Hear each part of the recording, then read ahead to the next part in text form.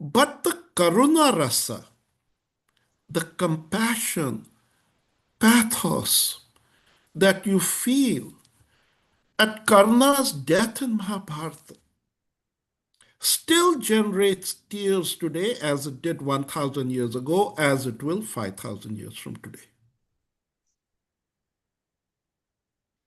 Rasa is consciousness transmission through time and space. It is not what a Western scholar called as crowd effervescence. A great story's hero is therefore one who creates, receives, or transmits something that carries consciousness forward. AI can mimic, AI can synthesize better than any technology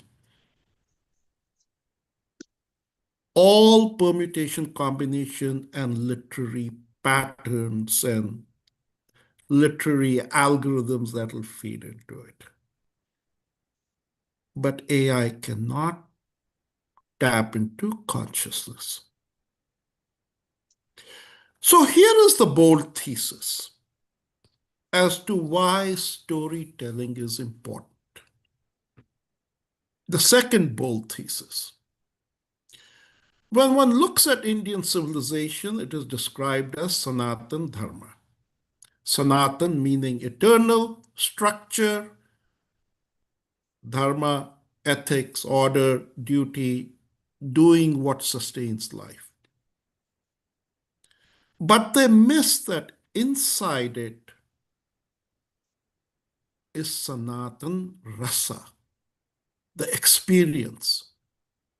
We always say we are not about diktats, we are about individual experience. But this is not ordinary experience. It is aesthetic transformation. And therefore, I have stated publicly that core to any religion are its sacred stories. You want to take over any religion? You go ahead, corrupt its stories. You want to protect a spiritual framework? You protect its stories. You taste its stories over and over again. And now a shout out for Kashmir Shaivism. Because Kashmir was one of the birthplaces of storytelling. Panchtantra, Kathasarit Sagar. Kashmir Shaivism showed that ancient India knew that dry Vedic ritual, where correct pronunciation and mantra matters more than experience, when combined with pure aesthetics, beautiful but without transformative structure, now linked with rasa, could be integrated into an explosive transformational technology. So Indic civilization is Sanatan Dharma Rasa. And it is rasa, not Vishwaguru. It is rasa that permits India to become a bridge to humanity. And that's why this Brentford shortlist is a Vasco da Gama moment. It is the first time that in English, a story written with classical Indian literary skill sets actually registered. It registered, and that's all that matters. When Vasco da Gama landed, he just registered. Then, like the Mayflower, like Vasco da Gama, others follow, and great things can come. So the last delivery employs this Kashmir Shavite integration method in three parts. It uses profane tantric material the credit card. Suicide, no, no. Debt, no, no.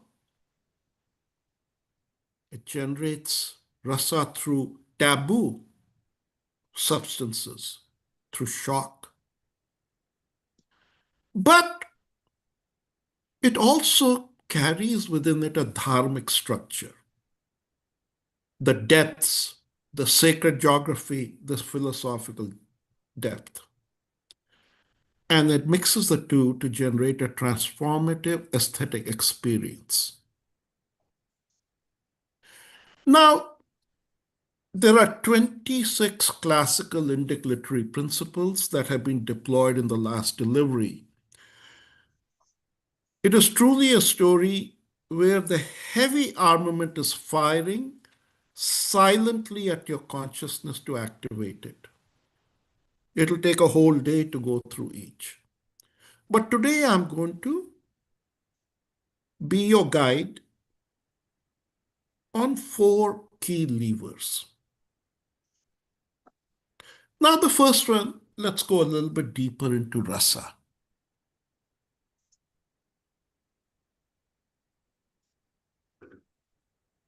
Why is rasa so valuable? Why did Abhinav Gupta conclude that this was the holy grail of rasa? Because the most elusive thing in the world is peace of mind. The most desired thing in the world is peace of mind. More than money, more than power, more than beauty. The greatest lack, LACK, is peace of mind. Any experience that provides relief to a suffering mind is priceless. Now, the Buddha said, you suffer, okay, we'll do lobotomy, we'll detach you. Not the artist. There was a better answer. Not through entertainment, which only provides temporary escape, but through permanent transformation. That is the rasa alchemy. And the great art generates shant rasa. Shant rasa, because it gives you a taste of moksha, liberation, while alive. And if you taste it once, then the alchemy begins. Now, the Mahabharata is the first great Shantrasa story. The Katha Sarit Sagar is the second. I have made the claim in the book that the first Shantrasa novel in the English language is The Last Queen of Kashmir. Now, let us take the Mahabharata a little bit more. How does it achieve it? I mean, this Mahabharata story is a very horrible story if you really strip it to its bare essentials. It is the horror of war where everybody dies. Everyone. How does one get through such a story? How does one even complete that story? And yet, people can't drink enough of it. Over and over and over again, people revisit the Mahabharata because the brilliant creator, the greatest technologist ever who created the Mahabharata, put three iconic characters in it. The first iconic character is Bhishma. Who can forget his death scene on the bed of arrows?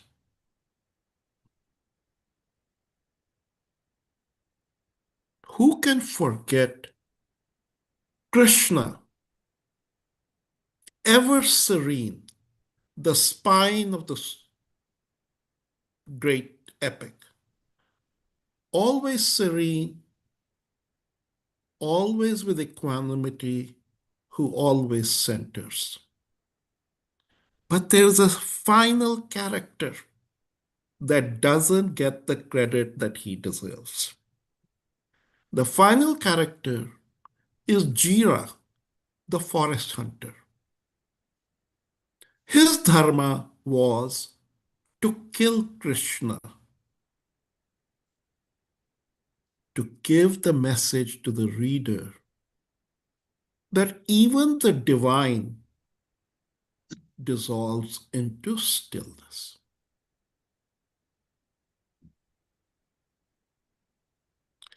So, if there's one thing I'd like you to walk away with, is that I hope you become a Rasika and savor its full benefits. Now, readers who will read the story, they can read it at four levels. They can read it at the ordinary reader level. There is the engagement with the plot, the character, what happens to them. That is the sadharana level. You can read it at the level of a connoisseur. You can appreciate the craft, the writing, the power of the shabda, the word. Now you're a sahridya, a connoisseur. You can read it at a third level, which is a yogi, meditated level, in the sense that the story causes self examination. You question your own family, your own self, your own decision making of love, of duty, work, life balance. Or you can do it at the fourth and highest level, where the text dissolves into pure experience, the Parameshwar level. Indic writers have always kept their plots deliberately simple and predictable. This is a dying man's last trip. Why? Because suspense shatters Shanta. The story has to mesmerize through rasa cultivation, not through shock, not through surprise. The story is a bija. It is trying to penetrate into the soil of the reader's consciousness. The rasa is the flower that has to bloom inside you. It's a very gentle process. Very gentle process. Now, I'll tell you, whenever I submit my writings to the Western editors, their response is predictable. Oh, can you make this clear? Why don't you just say it like it is? Strengthen the plot, meaning define it even more. Define the character even more. See, what is happening is all these people who are going and getting trained in masters' workshops, in writing, and all this writing that's going on, it's basically designed for capitalistic writing, meaning you're trying to consumerize writing to sell. And if you need to sell a lot to meet the requirements of capitalism, and I'm a capitalist, by the way, so I understand capitalism, I understand capitalistic literary writing, you have to dumb it down. You have to just dump it down. You have to just, put sugar, salt, fat so that people can eat it and say, I enjoy the sugar, salt, and fat. But that's not a great story. That's not a great story. A great story is a story where the reader becomes a co creator because his or her consciousness is now operating, and the story has been a catalyst. Let me move to the second big thing. I said I'd talk about four things. The second big thing is the architecture of the story. The technical term for it is morphology. So when you look at stories from Kashmir, they all follow the same morphology. They all have the same structure. I've done a lot of work on it that I've published elsewhere. And this architecture, as the stories went through Europe and Arabia into Aesop's tales, and even some Buddhist stories worked their way into Christian lore, religious lore, and all the way into Fontaine and Chaucer's Canterbury Tales. And then this guy, Prop, in Russia came along and he sort of said, I'm going to create a structure where all stories fit that. And he did a good job. It was basically taking the same structure that existed in Kashmiri storytelling. And then it came to America, and the iconic person was that incredible guy, Joseph Campbell, and he created something called the hero's journey. And the hero's journey is typically there's a hero, he has a problem, uh, there is a villain, there is a third party who comes and becomes an ally of the hero, and eventually the hero is victorious and returns back to glory. So, that's the hero, Campbell's hero's journey. And that Campbell's hero's journey has become the formula for Hollywood, for all the publishers, and editors will constantly write to you and say, oh, can't you just, go back and study Campbell's hero's journey. Okay. So Kashmiri morphology, prop morphology, Joseph morphology do have some important differences. And in this story, I'm just going to only mention its architecture. A story is made by the villain, not the hero. That's a little bit of a tip there. Stories are defined by uh, villains, and villains are always bigger than life. Ravan, when you compare him to Ram, I mean, he's the bigger than life character. He's got 10 heads and he's got all this power. So in this story, death is the multiform villain. Death appears in the form of cancer. There's isolation. He has social death. Uh, his wife is taken away. His children depart.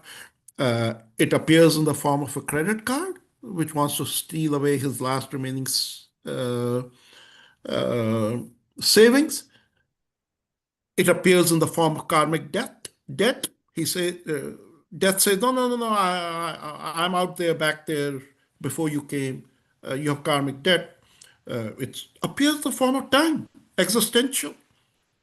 And believe it or not, Yama also appears in the form of rigid dharma. Rigid dharma. One doesn't think of dharma as the force of death, but yes, in the story, he appears that way. And so he plays the classical role. He's not a single antagonist, but a pervasive force in the story. Now, the second thing architecturally is this: how does the hero defeat this pervasive villain? Doesn't do it by combat. That would be the Western way. First, like a yogi, he chooses his manner of death and moment of death. Second, he bypasses yam. Now, remember in the Indic framework, when you die, your prana escapes you, yam comes, and with his lasso captures your prana and takes it away. So, what does Ishan do? Ishan gives his prana voluntarily to the Ganges, a higher power. He uses death in the form of a credit card to defeat death. It's a tantric inversion.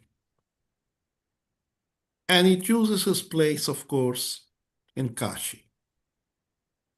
So his victory is through strategic surrender. He surrenders on his own terms to establish victory. Now, he's an anti hero. He is not a hero. There's nothing about this mailman that one would say makes him a hero. But he's a Vishesha Nayak, Vishesh, very special kind of a hero. He is not brave, not particularly charismatic, not particularly successful compared to his other Gujarati kith and kin. But he is able to achieve something that nobody else does. He goes from paralysis to agency, fear to courage, rigidity to flexibility, and from attachment to release. And he doesn't come back with a boon for society or gold like Campbell's hero. He doesn't come back and says, look, I went out, I brought back this gold for society. No, no. He transcends. He transcends. And that's a key aspect for Santa Rasa. Key aspect for Santa Rasa. I want to move to the third thing, which is Dhwani. There are four pillars, great pillars to the story. Dhwani. Dhwani, as Subhash Kagji has written, implicature, suggestion, communicating through resonance rather than information. This is, again, one of Abhinav Gupta's great contributions, that Dhwani is the most powerful literary force. Because Dhwani enables the story to vibrate at the frequency of the reader. And Dhwani enables deeper meaning to reveal itself than the maddening gatekeeper editors can handle with their desire for make it simple, make it literal. So, what are some of the Dhwani elements that the story plays with? Now, of course, the credit card. It's the symbol of the story. It's at a material level, plastic numbers, expiration date. It's at an economic level. It is a predatory debt instrument. It's a trap. It's biographical. It's got the name and its expiration date. Entire life compressed. It's right there. But it's also spiritual because ultimately at the end it's used as an offering. It's karmic because whenever you operate it, it goes into your ledger and it demands final accounting. The bank will come after you. But it's mythological in the story because it becomes a raft to oceanic moksha. And as Makaranji brilliantly noticed, it is meta literary. It is the delivery the mailman delivers of himself. Now, the second aspect of Dhwani that you see, the technical word for it is samasokti, the convergence of meaning. And there are different tattvas operating in this story. At the first level, it's a dying man's trip. If you have somebody who just reads it superficially, you'll say, okay, it's a dying man's trip. Level two is moral. Okay, I see him making amends. It is seizing the final moments. It is a reconciliation story. So they'll see it that way. Level three, psychological. Oh, there are emotional wounds here. This portrait of grief. Level four, social. Oh, the story is about the immigrant experience. It's something different. It's not your classic immigrant story. Indian comes to America with the American dream and becomes, a unicorn startup guy. Level five, it's a philosophical story. It explores what is debt? What is its duty? What is death? Level six is spiritual. This journey is from bondage to liberation. He starts from a very small room. You can almost feel the claustrophobia of the small room he has in Chicago to now the Ganges opening into the ocean. Level seven is mythological. It's a soul's journey to Kashi, the battlefield where Yama will be defeated. Level 8 is metaphysical. It very clearly shows reality is consciousness, separation is illusion. Level 9 is aesthetic. There are lots of rasas, secondary rasas at play that we won't have time to discuss. And level 10 is the ultimate consciousness contemplating itself through the narrative as a witness. So you see it in the words. The wife saying, I'll see you in Kashi. The dying wife sees death as a reunion. Quiet, but not lonely. You can still see earth. The child describing the end state where the Ganga will take him. Ganges knew precisely what to do with her prodigal child. The river is a conscious agent. She has the mother's instinctive knowledge.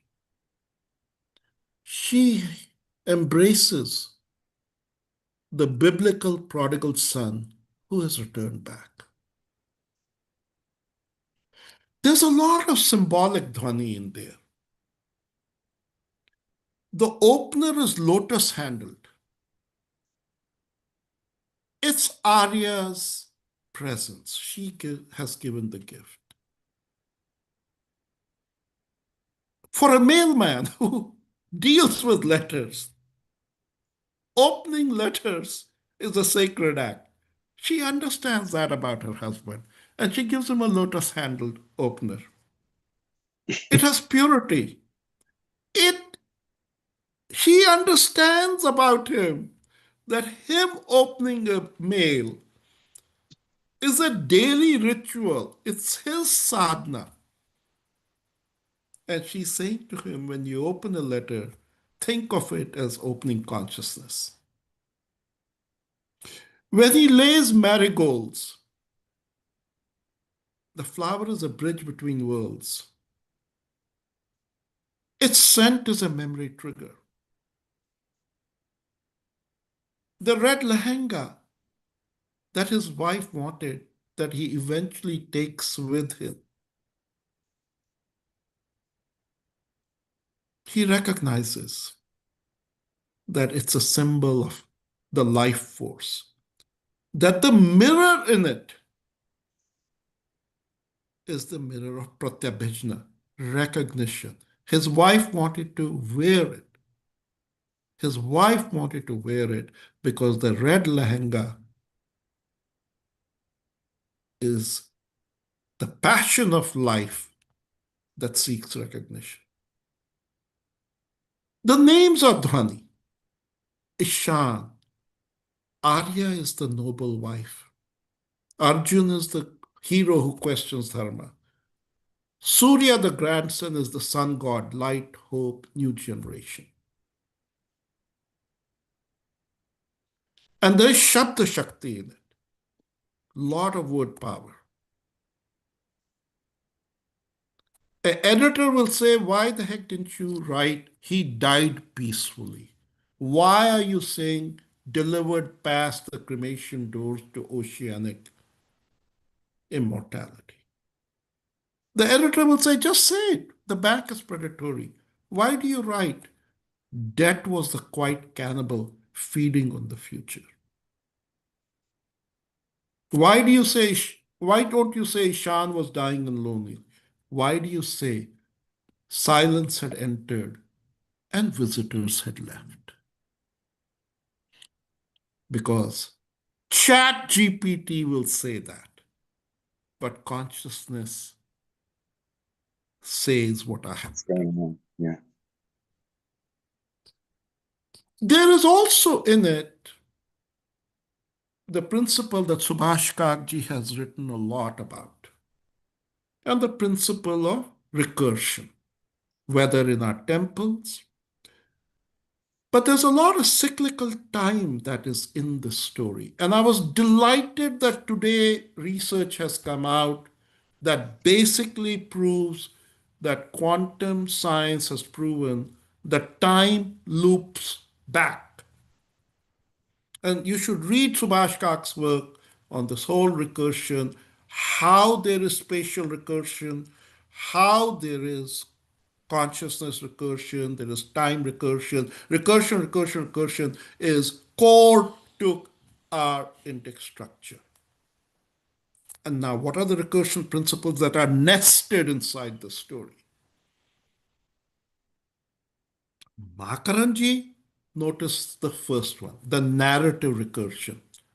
When he said last delivery is deliverance, the carrier becomes carried, observer becomes observed. There's temporal recursion, anniversary return, eternal Kashi, story entering the timeless stream. There is spatial recursion. There is consciousness recursion.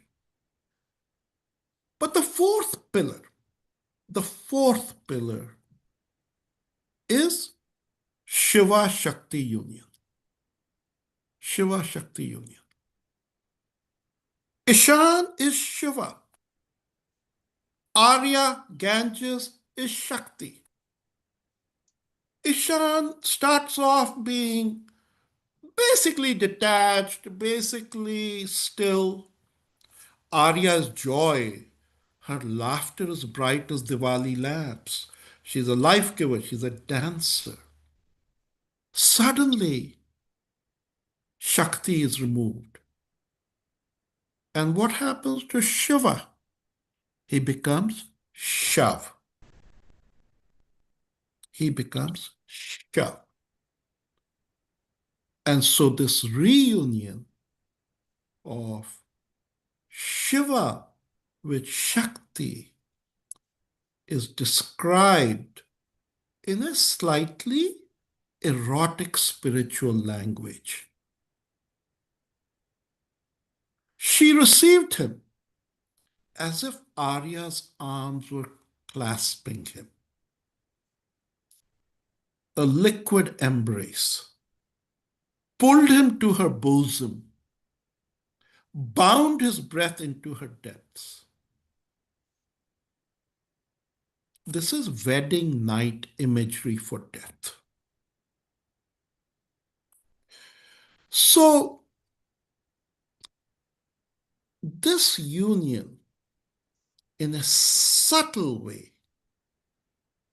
is setting up the reader without him consciously realizing it, that now it's time to experience Shantras. But there are mantric phrases that carry vibratory power in it. I arrive with debt, I live without debt, I depart with all debts reconciled. His epitaph is an incantatory rhythm. The boatman, when he sees Ishan depart, says, Namaste. He salutes him because he sees the divine in him. So, all of these small pieces are working. Now, there's a lot more, but I will talk about Alankara for a moment. Alankara is the literary device of ornamentation. There's the story starts with a simile, upama, that captured Sandeep's attention. Frost on a unmarked grave, or the quiet cannibal.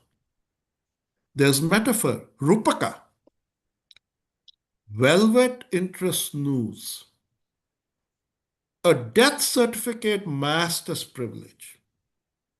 There's contrast, vyatiraka, I arrive with debt, I live without debt, I depart with all debts reconciled. There's poetic fancy, utpreksha, was there a heaven for good mailmen?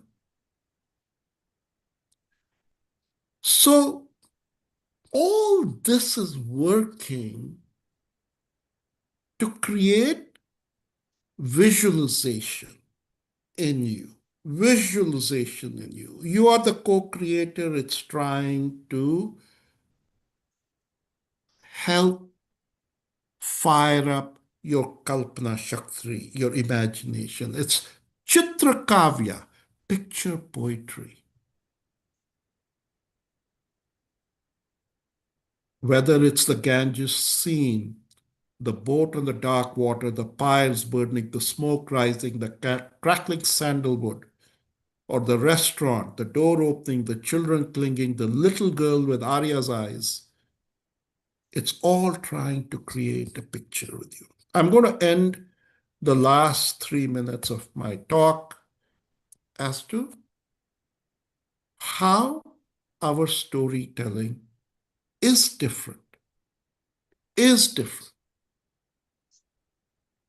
It is not just a story with Indian themes. It is a narrative grounded in an entirely different understanding of reality, death, morality, time, and art's purpose. And my hope is that the writers in this group and other writers don't ever walk away from it. The first is the story asserts that death can be made a victory and not a tragedy. This is a foundational difference. Greek tragedies are a genre because death is a catastrophe. For us, we look at it as a mahasamadhi, a great absorption, a moksha, a liberation.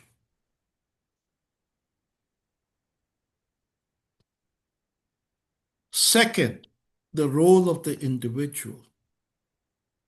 In the West, Ayn Rand said it best. It's all about individual ego. In the rest of the world, the greatest example of that is the pyramids. When the kings died, they had to be buried with everything for the afterlife because the king's ego had to be protected even in the afterlife. In the Indic model, Ego death is the goal. And in the story, there's a small line that says, let go of the me altogether. That's letting go of the ego. Letting go of the ego. The third thing is morality is contextual, it's not absolute. The Kantian framework, the utilitarian framework, the book of, commandments, the Abrahamic rules. No. Dharma is contextual. Right action depends on circumstances. And the story does not resolve ambiguity. Mahabharata proudly has the line where Krishna tells Arjun, let your arrow fly, and Karna dies. But Karna at that moment was a civilian. He was on the ground. He had stepped off his chariot. He didn't have his arms. He was trying to release his stuck wheel. The laws of war forbid that. And yet, the greatest warrior, Arjuna, violated the laws of war and killed Karna.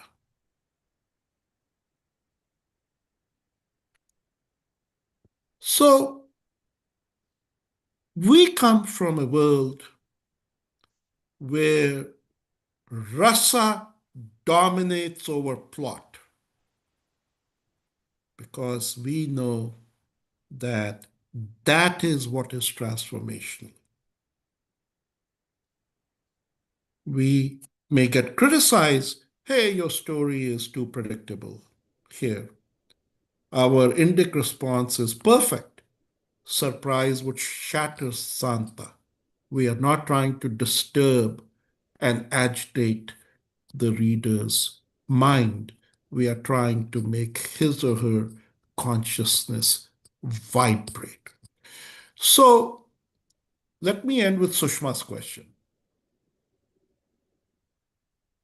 In terms of what I have taken on as a fairly brave challenge to our culture. Traditional Hindu philosophy recognizes three debts, and in some cases, four. There is the debt to the parents, there is the debt to the teachers, to the gods, and then some add to society. And to the animals and plants And and yeah, five debts, yeah. five, yeah. But this story, for the first time, says and asserts the debt that matters the most is to one's own soul. And the sentence is, but the fifth debt, his soul's birthright, was paid only by living boldly behind social and moral contracts. This is revolutionary within the debt tradition. But I'm a Kashmiri Pandit. I have to remain true to Kashmir Shaivism's greatest gift, its emphasis on Swatantraya. Swatantraya, the absolute freedom of consciousness. That freedom is our birthright. And that is the freedom that grants supreme Shant Rasa. Let us all live in it. Thank you for listening to me so patiently. Now we can have questions and briefly talk for a few minutes before we disband. Makaranji, over to you. Thank you, Rakeshji. That was absolutely, should I say, brilliant, absorbing, engrossing, challenging, exhilarating, inspiring. Anyhow, I run out of words. Just a couple of brief observations. There are many, many things in what you said which require unpacking. In fact, we should turn this into a course. It's too dense to be condensed into just one talk. It's really a course that is required over a period of time. For credit, non-credit is something we have to design. But it's very profound, some of the things you said. Now, I'm going to just respond to a few elements about the story itself, and then also very briefly to some of the things you said. About the story, it seems to me, the story and the meta story, both the protagonist and the story are looking to overcome death. Both are seeking a kind of immortality. And if I were to go to what you said at the end, the swatantra of Shiva is an absolute, it's a given. But because the jiva has so many kanchukas, so many, should I say, illusions, bindings, delusions, or desires, whatever you want to call them, it prevents us from seeing our own infinitude.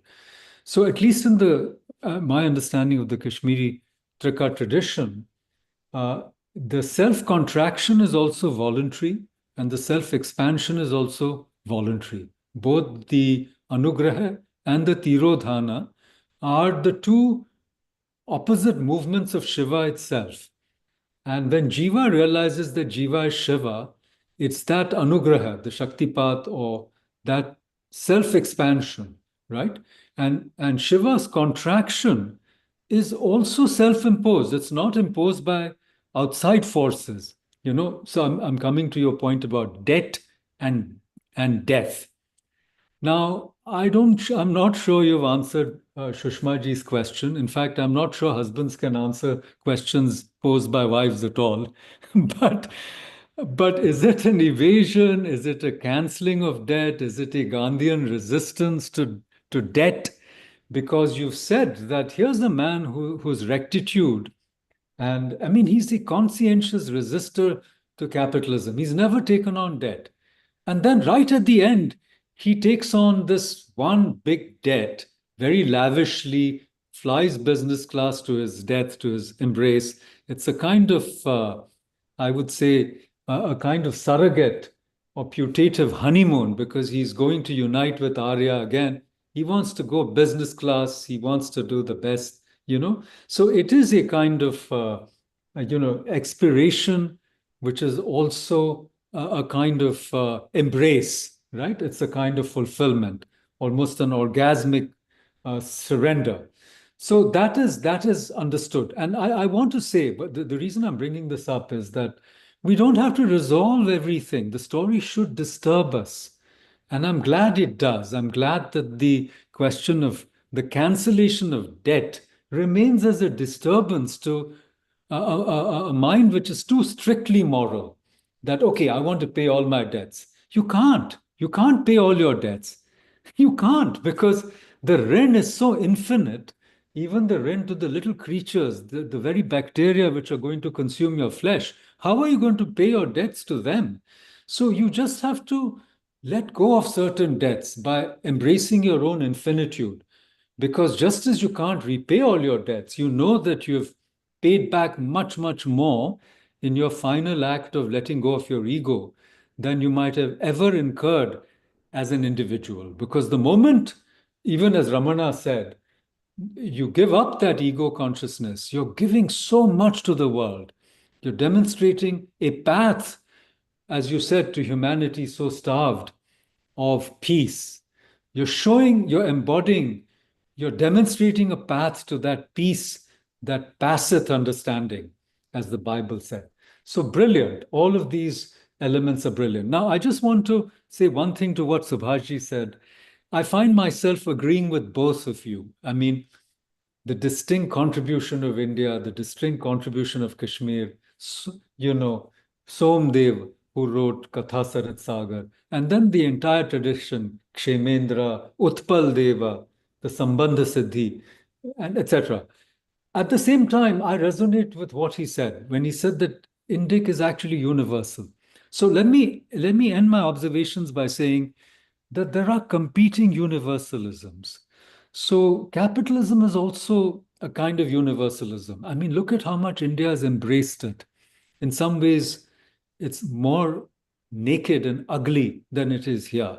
And it doesn't even have the guardrails sometimes, uh, you know, you can't actually liquidate debt in the American system or in the European system except through death. Whereas in India, you can do all kinds of shenanigans. So we won't go there. So I think there are competing universalisms, and I would only say that we all start at the Annamaya Kosha, so to It's speak, 12:30. when we get embodied. But then there is another universalism that we seek, from all the vibrancy of the artha and the kama and the shring. I mean, the rasas which are very this worldly, the shringara and the raudra rasa, the karuna rasa, even the bibhatsa, you know, as you said in Tantra, the wish, wish, wish is nothing but a kind of wish, the poison, vishaya.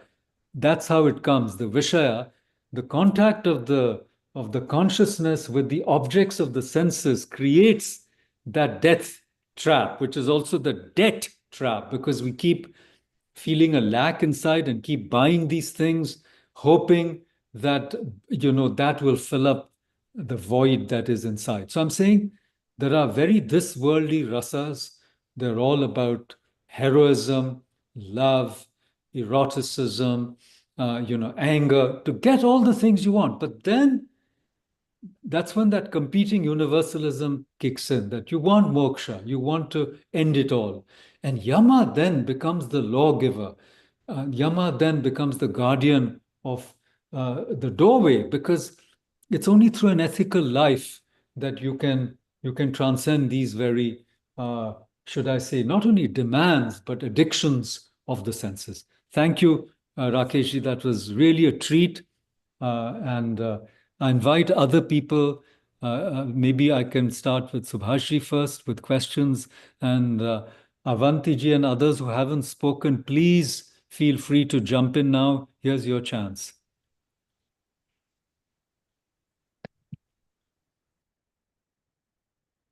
Okay, thank you. My laptop froze, so I'm on my phone now. Now, once again, one of the most brilliant expositions of aesthetics from Rakesh ji and from you, Makarand, as well. I want to the idea. Let me go back to the story. Very beautiful. It's really a gem. It's like Indra's net. Every sentence reflects the whole entire structure, which requires tremendous craftsmanship, like Mona Lisa, or like there's a Chinese painter who's created a modern Mona Lisa where you can look into it through a microscope and see patterns repeated once again. Now, brilliant, brilliant story. Now, just two main points. I don't think one has to worry always about what the high priests of Western aesthetics are saying. A great piece of art, you just present it, and then you bend the world to your will. You're not always to worry about, what does this professor say or what does that professor say, because the world is always in a state of flux and things are changing and everybody is making their own contribution to moving it. This is like a big ship and you're moving it. And if you've done something really great, it will move, even though people are not aware that slight change, but ultimately it has big impact. Now, the other story that comes to my mind is Hemingway's The Old Man and the Sea. Yes. Simple, but powerful. I think that's what you should compare it with. There now somebody like Hemingway, he was using his embrace of universal in his own mind, his own aesthetics, to present the deepest issues of life and death in his story. Now, Rakesh ji, of course, has the benefit of the theory of the wonderful, structures that have been presented by this whole sequence of scholars. But even without the benefit of that, one can have access to these subtle insights. And so the final product, such as Hemingway's, simple but powerful and beautiful. And while Rakesh ji's is like a gem, but it's also simple because ultimately, we're also trying to embrace simplicity. And I think that's wonderful. Truly, it's been a great experience to be a part of this workshop and having read this story and listened to all of you. Beautiful insights. And, one always learns. I've learned a lot this morning. Thank you. Yes, well. You're muted, Makaranji. You're muted. Yes. Thank you. Thank you, Subhashi, for those generous comments. And of course, your encouragement means a lot, I know, to Rakeshi and to all of us. So thank you for sparing the time. I know you were traveling. We really appreciate your being with us. Thank you. Now, can I invite other people to, especially those who haven't spoken, please, you are free to raise a question to Rakeshji or maybe comment on the story or some of the things he shared with us today. Can I? Yes, please. Yes, go ahead. So, though anyways, I've already shared my experiences of reading the story and how I treated it like a case study for myself. Every line and every word and every phrase in it. Uh, I quite, thoroughly enjoyed the breakup of the entire story, the thought behind it, and the principles that you've used, and the use of rasas and all the Indic things which I didn't know. And for me, this entire session was a learning session because there were things that I've noted down for further research to understand it further and use them for my stories. Because now I feel, after hearing Rakesh ji, that story should not be written just for the sake of it. It's not something that I always feel that it's an emotion that comes out, but we have to be responsible in how we write it because we also represent a certain thought, a certain principle, a certain ethos. I also, I mean, it's like choti muh badi baat, but I also really, agree with what Makranji is saying, that, we should have these learning sessions like a module kind of a thing. Because in my little experience, I've also noticed that these publication houses and especially the editors are very keen in having stories in a set format. There has to be a hero, there has to be a climax, then there has to be a hero, and there has to be a winner at the end of the story. And I personally enjoy a lot of such similar stories where not everybody has to be a hero. We aren't heroes in our lives. So let's make stories relatable and realistic. So I'm just shooting in the dark. If there can be something like, those tutorials or learning programs where we get to know a lot more, not just theoretically, but in terms of how we apply it into the craft of writing stories and creating stories. There was one thing about the story that I wanted to ask Rakesh, which was the last part of the story where the boatman interacts with the protagonist. Now, that was very brief, if I understood it well. Uh, because it was brief, I want to understand, why did the boatman, salute him or did a namaskar to Ishan before his final moment? That was a question that I wanted to ask. So, in the interest of time, the boatmen in India are the Nishad, from the Nishad Yeah. tribe, right? So just go back and read a little bit about them, what their mission is, the episode with them taking Rama across the river. Just read that, and then you'll understand where the boatman is coming from and his capacity of recognition. Okay? The boatman is a very powerful symbol, both in the West and the East. Both in the West and the East. Because the boatman carries your cross, carries your cross. So, Okay, got it. Vijayji, would you like to come in now? Yeah, actually, I would like to say that, just like Sanjeev ji, I had also not read this story, but this session really opened the door for me to recognize in every sentence, in every page, the fullness and the deliverance, I guess. So it kind of opens that door, and I would say, absorption coefficient actually will increase when I read the book. So, but then I specifically wanted to talk about that universality aspect of it that I heard, and I also heard in Rakeshji's comments about the pyramids and how the dead man is provided for in the pyramid, for the afterlife. And I guess that is part of the, indigenous wisdom, which is not Western. It is basically indigenous wisdom from across the world, well, thousands of years old.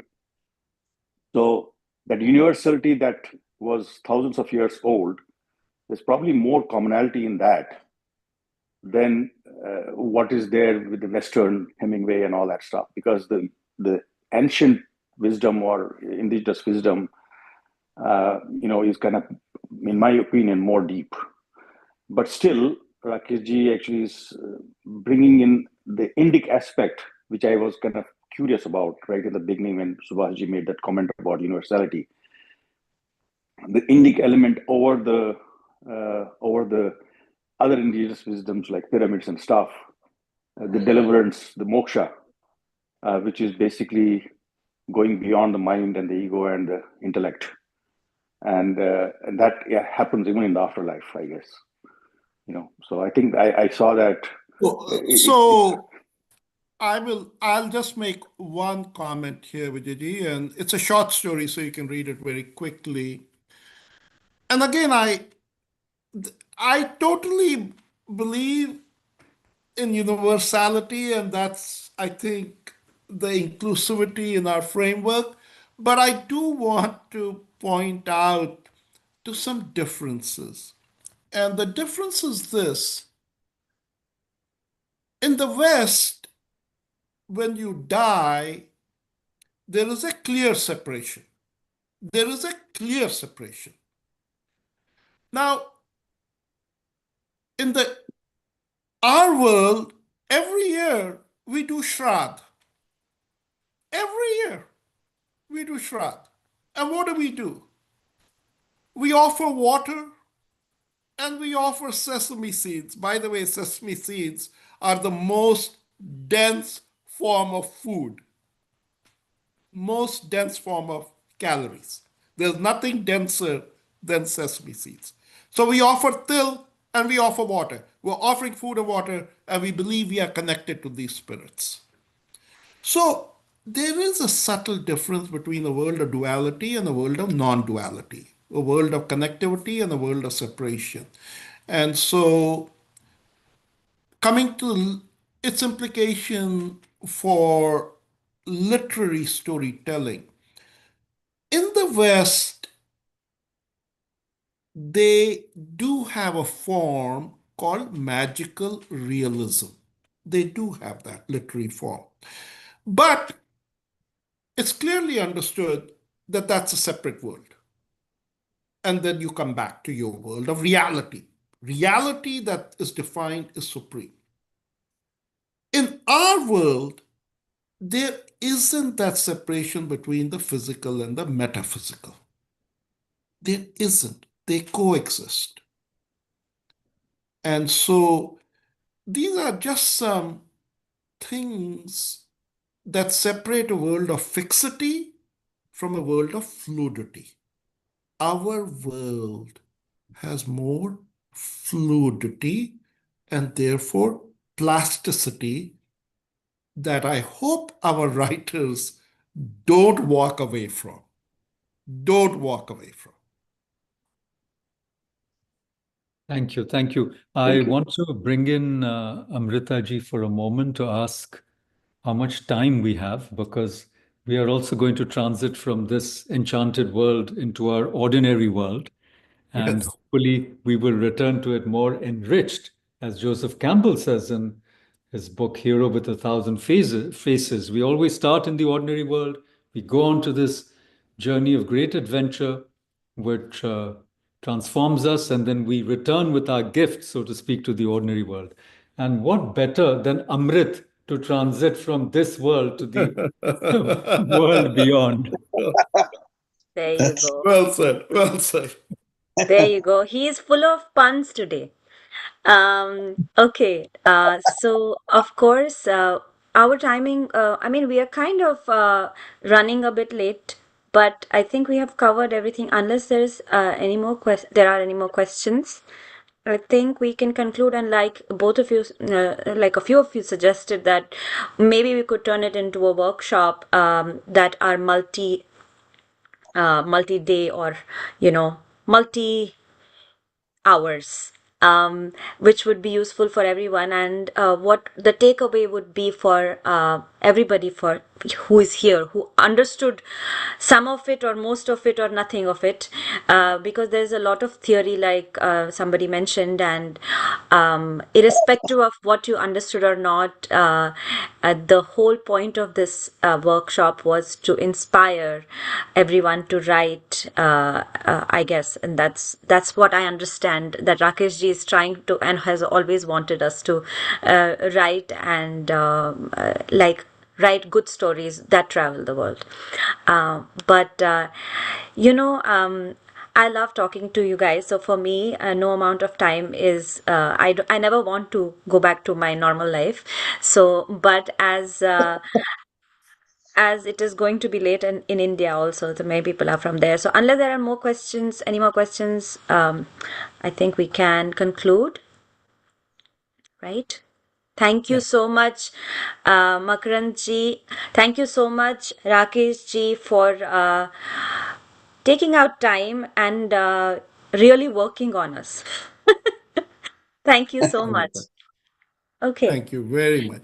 Take Okay. care. Thank you, Bye, Avanti guys. Foundation. Thank you, Sanjeev ji. I hope